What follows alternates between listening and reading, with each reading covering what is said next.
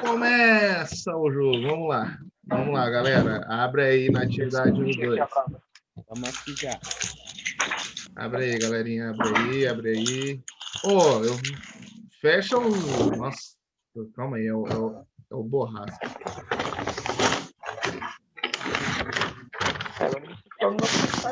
Bom dia. Utilize seus Bom poderes de dia. host. Bom dia. Olha só, tá louco, uma barulheira. Deus me livre, credo. Bom dia, minhas crianças. Bom dia. Muito bom dia para todos. Muito bom dia para todos. Vamos para mais uma aula. Eu, particularmente, confesso que eu prefiro muito mais aula ao vivo do que aula gravada, tá? Porque é melhor mesmo, né? Não tem conversa, né? É bem melhor aula ao vivo. Aula gravada, nossa, é triste, hein? Pelo amor de Deus, né? E é difícil, né? Porque às vezes a gente não consegue atender a dúvida do cara, né? Daí é complicado, né? Então, vamos aproveitar aí, pessoal, e vamos participar bastante. Vamos participar bastante aí, porque, assim, a gente está nas portas aí do final do ano, né? Ontem eu estava vendo o calendário, cara, a gente já está no dia 14 de outubro, a gente já está na metade de outubro.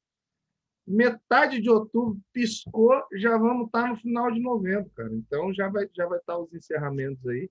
Na verdade, a gente já está no quarto trimestre, então. Vai voltar às aulas em novembro? Mano, tudo uma questão de especulação, cara. Não tem como saber ainda. Professor, então, eu estava dando umas análises, as aulas só vão voltar aqui no Brasil caso chegue uma vacina para cá. Se não chegar, Então, né, tio, a grande questão é que teve lugar que voltou com aula mesmo não tendo vacina, né? E não deu muito bem, né? Você viu que o professor tá com Covid lá e foi dar aula, então? Então, cara, isso que é complexo, né? E o nosso secretário-geral de saúde do estado do Paraná, seu Beto Preto, assim, tá querendo voltar com aula, cara, mas particularmente, Rafael, não acho viável. Não acho viável, você sabe por quê? Ó, a gente demorou muito tempo até encaixar o EAD, né? Algumas escolas mais tempo, outras escolas menos tempo, mas todas as escolas aí desenvolveram o seu método aí para tentar encaixar, para suprir o conteúdo aos alunos e tudo mais, né? Cara, eu acho que sair do modelo agora é ruim, entendeu? Sair do modelo. Porque assim, pensa só, vamos voltar com aula presencial, vamos voltar. Imagina lá. Vamos voltar com aula presencial. Cara, não vai voltar todas as turmas. Não vai voltar, porque você tem que manter o distanciamento, você não pode aglomerar, você não tem vacina, entendeu? Então, então, o que vai acontecer? Você vai ter aula, tipo aula híbrida, né? A gente fala, né? Tipo, você vai ter meio online, meio presencial. Ah, cara, eu assim, assim, tipo, eu acho que isso vai acabar acontecendo no começo do ano que vem, entendeu? Mas assim, a gente precisa de um tempo, as escolas precisam de um tempo para poder organizar isso da melhor maneira possível. E mesmo organizando, isso vai apontar um monte de falha. E essas falhas vão ter que ser solucionadas, entendeu? Por exemplo, quando começou a aula online, nossa, surgiu N dificuldades, N falhas, N questões que a gente teve que ir resolvendo, né? Como diria o ditado, né? Trocar o pneu com o carro andando, né? Então, tipo assim, teve que fazer um monte de coisa e tudo. Na minha opinião, agora, voltar à aula presencial é besteira. É tipo assim, é você só para dizer que voltou à aula presencial, claro que isso, governamentalmente falando, isso é bom, né? Mas não é a melhor decisão. Na minha humilde opinião, de um Hellis mortal da área da educação, entendeu? Como professor de história. Né? Mas aí tem que ver, né? Se os caras avaliar que isso é legal e tal. Eu, por exemplo, eu não gostaria de, tipo assim, ter que voltar e dar aula, principalmente porque eu posso ser um transmissor de Covid e posso receber o Covid também. Isso aumenta a chance da gente pegar, né? Isso aumenta a chance da gente pegar a doença, né? Então é ruim, né? Isso é muito ruim, eu acho, na minha visão, né? Na minha visão aí, né? Tipo, e aí o que vai acontecer? Não é obrigatório. Não é obrigatório. Se ainda vou voltar essas aulas presenciais, não é obrigatório. Todo mundo tem que ir, beleza. Mas não vai ser obrigatório. Alguns alunos eles vão ter direito, tipo, de não ir, entendeu? E daí vai ficar aquele negócio. Metade vai, a outra metade não vai. E, meu, você vai ver a canseira que vai ser isso daí.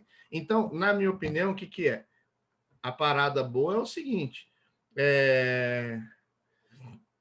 Tipo assim, a parada boa é a gente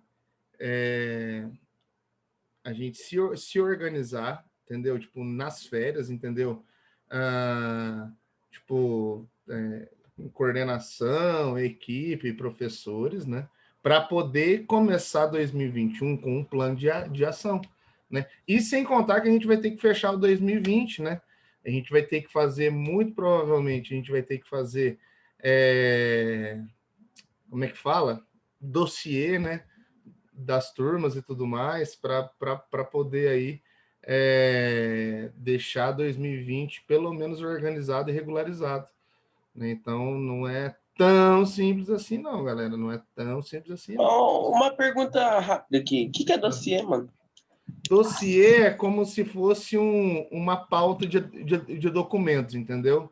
Por exemplo, vai fazer um dossiê de um caso. Você junta todos os documentos do caso que mostra, né, as coisas, né? Tipo, quando monta um dossiê de uma turma, você está montando todos os documentos pertencentes a todos os alunos, entendeu? E o que você utilizou para aula, enfim. Então, tipo, por exemplo, que nem quando a gente for montar o dossiê de vocês, a gente vai ter que montar, tipo assim, aonde estão as aulas, que instrumento a gente utilizou, ferramenta, a aula está gravada, onde ela está disponibilizada. Então, tipo, tudo isso, né? Tudo isso vai ser um pouco trabalhoso aí esse final de ano, né? Em virtude aí da pandemia, mas vai ser bom. A hora que chegar as férias, a gente vai dar muito mais valor nas férias, eu acho. Sabe Deus, né? Quando vai vir férias, né? Então, mas eu acredito que a gente vai conseguir seguir o calendário. É que lá no começo a gente não sabia o que ia acontecer, né? Agora que a gente já sabe o que está acontecendo, o que vai acontecer, já tem como se planejar e já tem como deixar isso totalmente estruturado, né? E tudo mais. Então é mais ou menos isso, né? Eu acredito que particularmente se voltar às aulas, por exemplo, assim, se eu fosse pai, eu não ia querer mandar o meu filho lá para a escola, entendeu? Porque, tipo, você aumenta a chance do cara pegar Covid e você, né? Tipo assim, aumenta a chance de você pegar Covid, entendeu? Você sendo pai, né? A criança, né? A criança passar para os pais e família. Bom, mas isso aí é particularidade de cada um. Estou falando uma opinião particular minha, né? Então, mais ou menos isso, galera. Vamos para nossa aula. A gente está gravando. Bom, assim, eu acho importante a gente falar disso, né? Porque também é uma pauta aí que tá super aí para a gente comentar e conversar sobre, né? Acho muito importante isso. Pessoal, vocês já abriram a atividade avaliativa 1? Já abriram aí? Me dê um okzinho. Tá aqui já, tá aqui. Nossa, esticar as pernas aqui um pouquinho, meu Não, Deus. não. Cara, um negócio assim, bom, vocês me conhecem, vocês sabem que eu não paro quieto. Um negócio que está sendo torturante para mim é dar aula sentado, cara. Meu Deus do céu. Eu não dou conta, Jesus. Eu tenho vontade de levantar, de ficar andando. Compra um quadrinho, posiciona a câmera. Mas então é que essa câmera é uma bosta, cara. Se eu chegar no fundo do quarto, vocês não vão me ver, entendeu? Ela não tem pixels suficientes, entendeu? É até bom, porque daí os vídeos ficam pequenos, fica fácil de upar, entendeu? Então, mas é complicado, gente, é complicadíssimo, mas tá bom. Seria Você legal se fica nós... balançando a perna, aí você fica balançando para cima e para baixo. Isso acontece realmente mesmo, isso acontece muito. Fica até parecendo que dá um enjoo na pessoa que fica vendo, né? É bem interessante, né? Vamos lá, pessoal. Atividade avaliativa 1, né? Explique como se deu o surgimento do Estado moderno. Pessoal, isso aqui é ferramenta da nossa aula que já passou, né? A gente já deu esse conteúdo aqui já, mas vamos trabalhar a resposta, né? Vamos trabalhar a resposta aí. Só deixa eu posicionar as telas aqui, peraí, para que eu possa ler. Aí, pronto. Vamos lá, pessoal. Então, o Estado moderno surgiu a partir da união dos diversos feudos existentes no continente europeu. Então, quando a gente fala de surgimento do Estado moderno, pessoal, nós estamos falando de como que vai surgir os reinados, certo? O Estado moderno ele vai dar origem aos reinados, ok? Ele vai dar origem aí àquilo que nós chamamos de Estado absolutista, certo? E esse Estado absolutista, então, ele já diz na sua própria palavra, ele é absoluto, ele não tem transferências e não tem espaço para mais ninguém a não ser o governante, certo? O governante, ele detém amplos poderes dentro dessa estrutura, ok? Então, a formação do Estado moderno aqui é dividida para fins de estudo, né, por 4 fases, né? O Estado moderno, o Estado liberal, crise no Estado liberal e o Estado democrático liberal. Isso, pessoal, a gente está trabalhando do século XV até o século XX, tá? Então, só para a gente ter. Porque, assim, Estado moderno, ele vai durar aí século XV, XVI e XVII. Século XVIII, nós vamos ter a Era das Revoluções. Revolução Francesa e Revolução Industrial. Depois dessas 2 revoluções, nós vamos ter um Estado liberal, onde a burguesia domina o poder político e a burguesia também domina, já dominava, né, os setores aí da camada, já assim dominava, então, os setores da camada econômica, né? E aí depois nós vamos ter a crise no Estado liberal, né? Essa crise no Estado liberal acontece no século XIX, né? E aí o Estado democrático liberal vai vir a partir de meados do século XX para a gente vivenciar a experiência democrático liberal nos dias de hoje, tá? No nascimento do século XV, então, com o desenvolvimento do capitalismo mercantil, registrado em Portugal, na França, na Inglaterra e na Espanha, nas 4 nações, então, o Estado moderno surge a partir da segunda metade do século XV. Posteriormente, é registrado também na Itália, pessoal. Mas nós vamos observar que a Itália, ela passa por um processo de unificação também, assim, muito mais para frente, tá? O modelo que ficou conhecido como Estado moderno surge a partir da crise do feudalismo.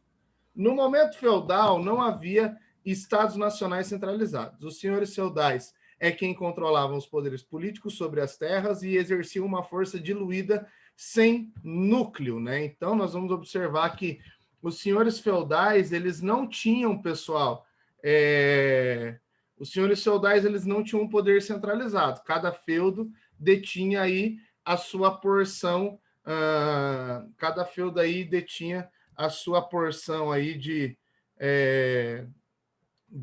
dominação, né? Uns feudos maiores, outros feudos menores, ok? E os senhores feudais aí, então, dominantes, né? Dominantes nas suas ações, dominantes aí, cada um dentro do seu quadrado. O que acontecia? Para a guerra acontecer, para os conflitos maiores acontecer, esses senhores feudais, eles precisavam entrar em um comum acordo, né? Como aconteceu, por exemplo, lá nas cruzadas, né? O que aconteceu? Quem que é o exército das cruzadas?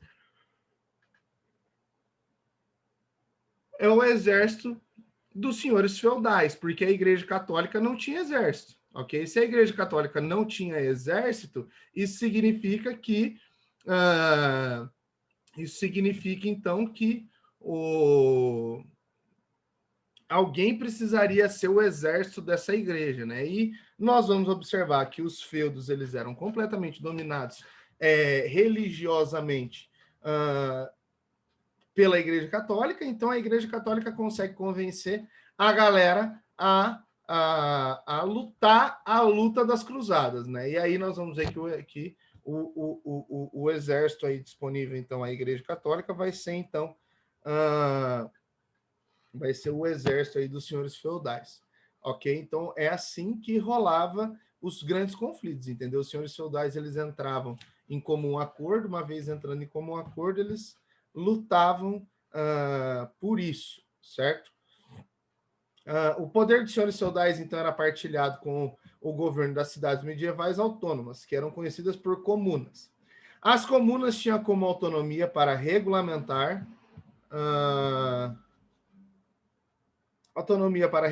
o comércio, estabelecer impostos, garantir a liberdade dos cidadãos e controlar os processos judiciais.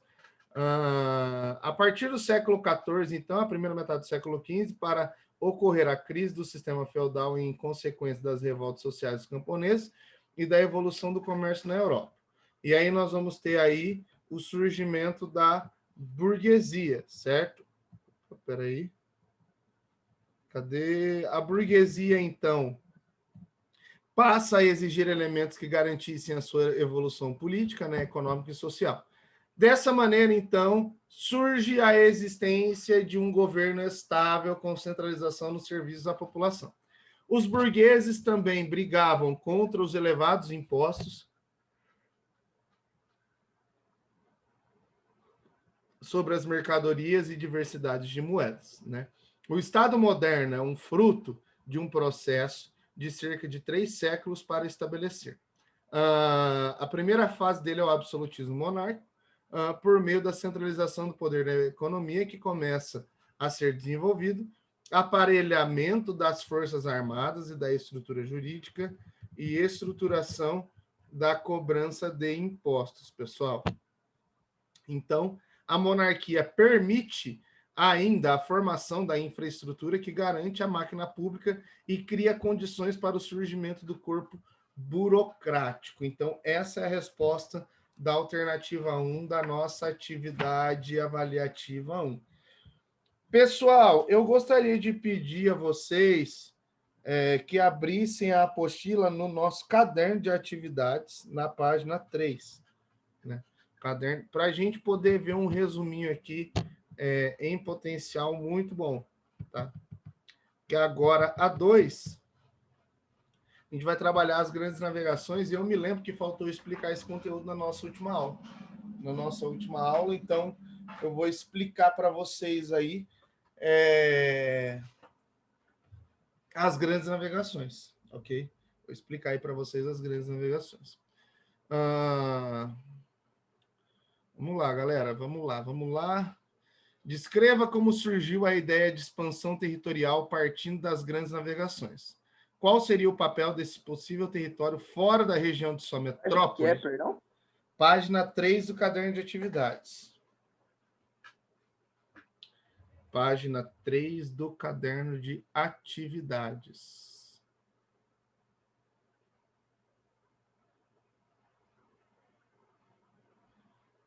Quem for abrindo aí, vai dando um okzinho aí, só para a gente poder ver quem é que está abrindo, só para a gente dar sequência aqui. Isso.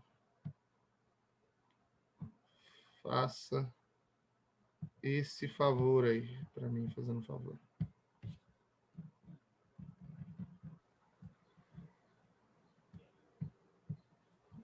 Faça esse favor aí para mim.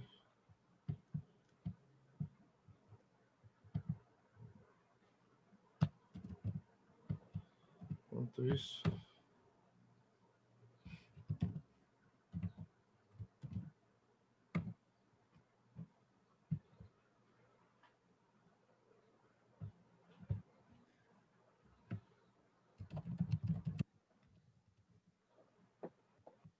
Então, pessoal, seguindo aqui,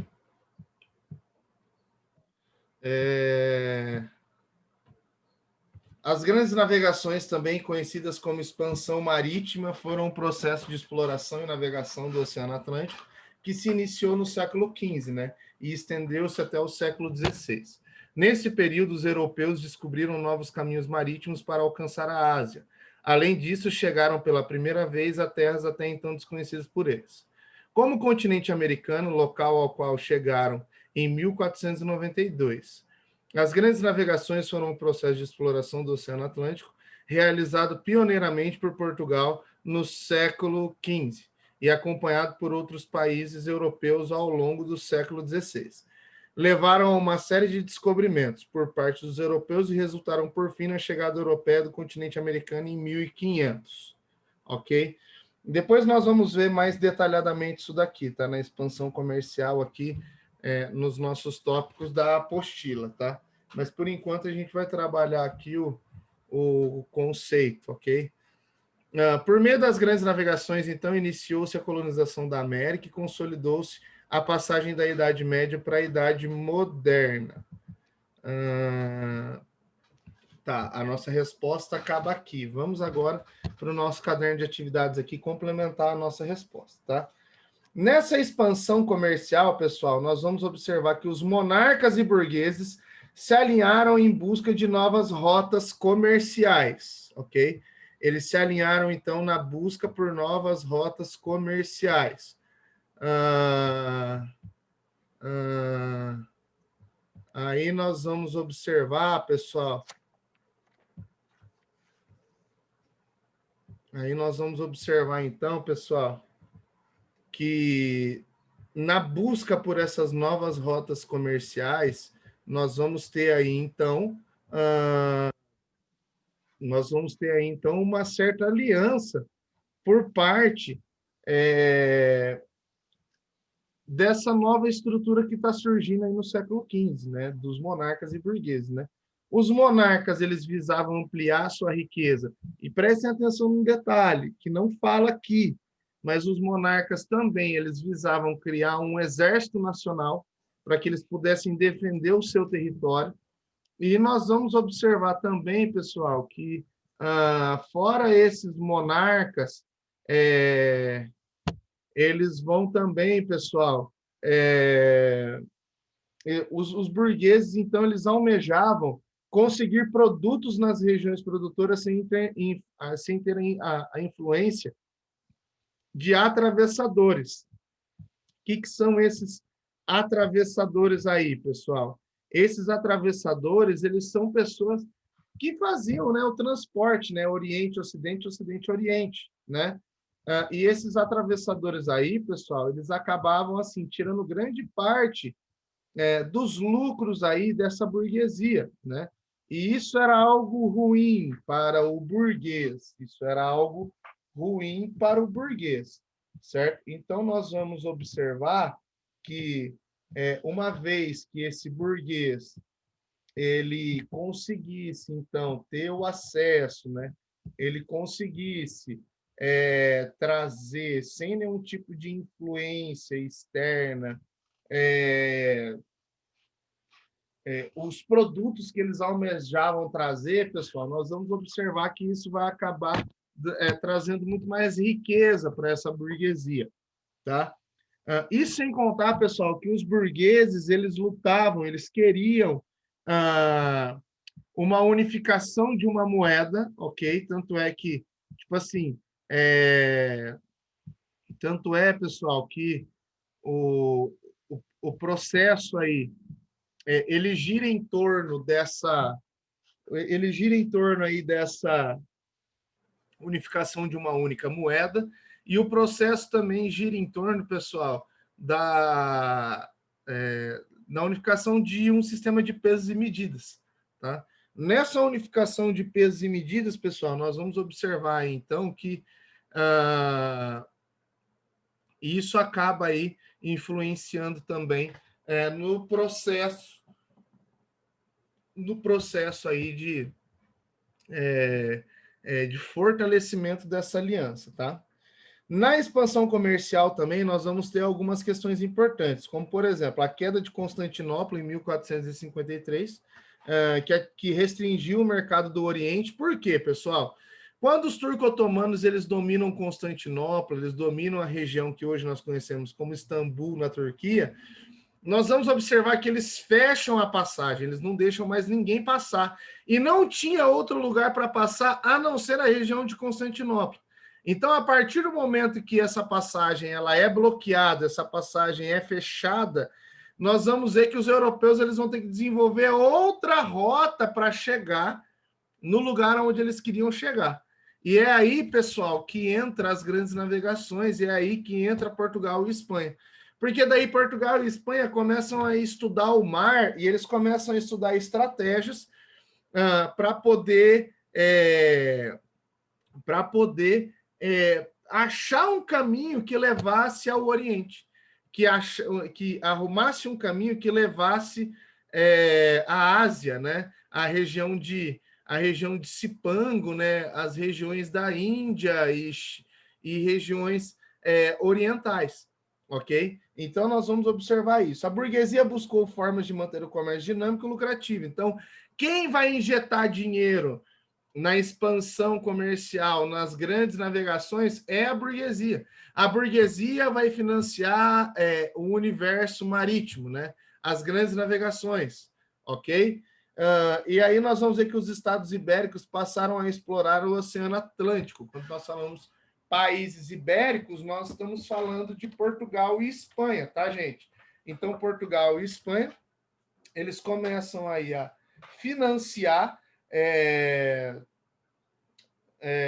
a burguesia, né, portuguesa e espanhola começa a financiar as grandes navegações para que essas grandes navegações pudessem acontecer da melhor maneira possível, ok? E aí nós vamos ver esse detalhe aí, certo?